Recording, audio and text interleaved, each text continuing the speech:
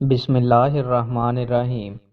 سیدنا انس رضی اللہ تعالیٰ عنہ بیان فرماتے ہیں، نبی کریم صلی اللہ علیہ وآلہ وسلم ایک سفر میں تھے اور آپ کا خوش آواز حبشی غلام انشا خواتین کی سواریاں ہانک رہا تھا۔ انشا اونٹوں کو تیز چلانے والے اشعار یعنی ہدی پڑھتے ہوئے اونٹ چلائے جا رہا تھا کہ رسول اللہ صلی اللہ علیہ وآلہ وسلم نے اس سے فرمایا، انشا ان شیشوں جیسی خواتین کو آہستہ لے کر چلو۔ رسول اللہ صلی اللہ علیہ وآلہ وسلم نے ارشاد فرمایا، اللہ تعالیٰ مخلوق کو پیدا فرما چکا تو رشتہ داری بول اٹھی۔ رشتہ داری توڑی جانے سے پناہ مانگنے کا کیا یہی موقع نہیں؟ اللہ تعالیٰ نے فرمایا، بالکل۔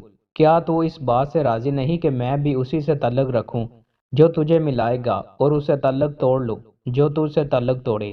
رشتہ داری نے کہا، اے پروردگار کیوں نہیں؟ تو اللہ تعالیٰ نے فرمایا، تیرے متعلق یہی ضابطہ ہے۔ رسول اللہ صلی اللہ علیہ وآلہ وسلم نے ارشاد فرمایا، جس شخص نے واپس نہ کرنے کے ارادے سے دھوکہ دہی سے قرض لیا اور قرض ادا کیے بغیر فوت ہو گیا تو وہ اللہ تعالیٰ سے چور کی حیثیت سے ملاقات کرے گا۔ رسول اللہ صلی اللہ علیہ وآلہ وسلم نے ارشاد فرمایا، اللہ کے ہاں قیامت کے دن بدترین شخص وہ ہوگا جو اپنی بیوی کے ساتھ تنہائی اختیار کرے اور بیوی اس کے ساتھ خلوت اختیار کرے اور پھر وہ خامن یا بیوی باہمی خلوت کے راز افشاں کر دیں۔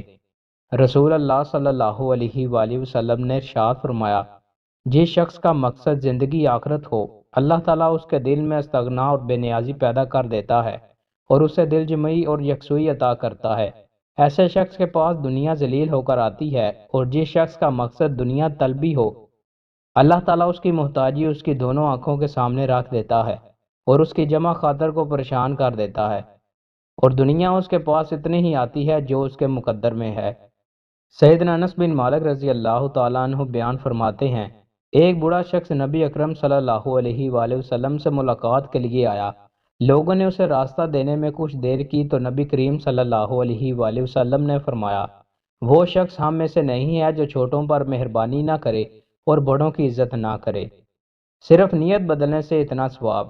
رسول اللہ صلی اللہ علیہ وآلہ وسلم نے ارشاد فرمایا، تمہیں ہر اس خرچ پر ضرور اجر دیا جائے گا جس سے تمہارا مقصد اللہ کی رضا ہو، حتیٰ کہ اس لقمے پر بھی تمہیں اجر ملے گا جو تم اپنی بیوی کے منہ میں ڈالو۔